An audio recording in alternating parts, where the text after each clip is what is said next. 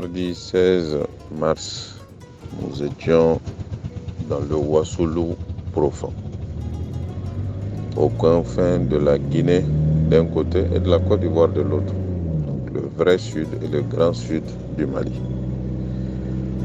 Nous avons parcouru le cercle de Yanfolila, en commençant par la commune de Ouassoulou-Balé, qui abrite la ville de Yanfolila.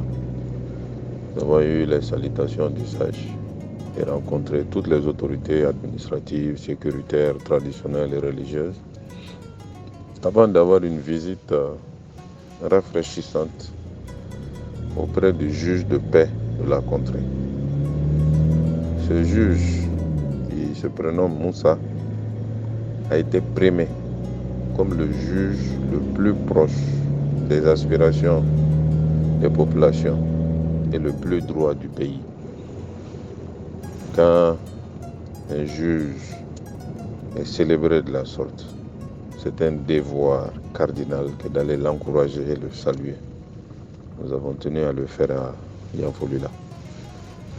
Après, nous nous sommes enfoncés un peu plus dans la zone, parcourant les communes de Bolo-Fouta et de Colonie, notamment les villages de Doussoudiana, Tola, Colonie et Bolokro. Des zones très enclavées. Souvent, on met 2 heures pour parcourir 20 km.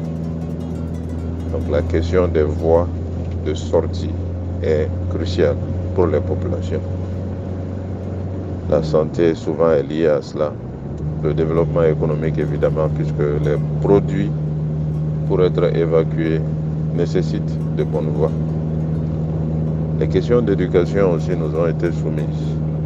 Parce que quelque part, il y a des salles de classe avec plus de 200 élèves dans ces zones. Accès à l'eau. Et ici ou là, des coopératives féminines qui se battent malgré la difficulté. Tous ces problèmes qui nous ont été soumis, on va essayer de leur apporter des réponses. Porter la bonne parole auprès des autorités, chercher des soutiens pour les aider. Nous-mêmes, c'est que nous pourrons faire. Comme ailleurs, on fera ce qu'on peut.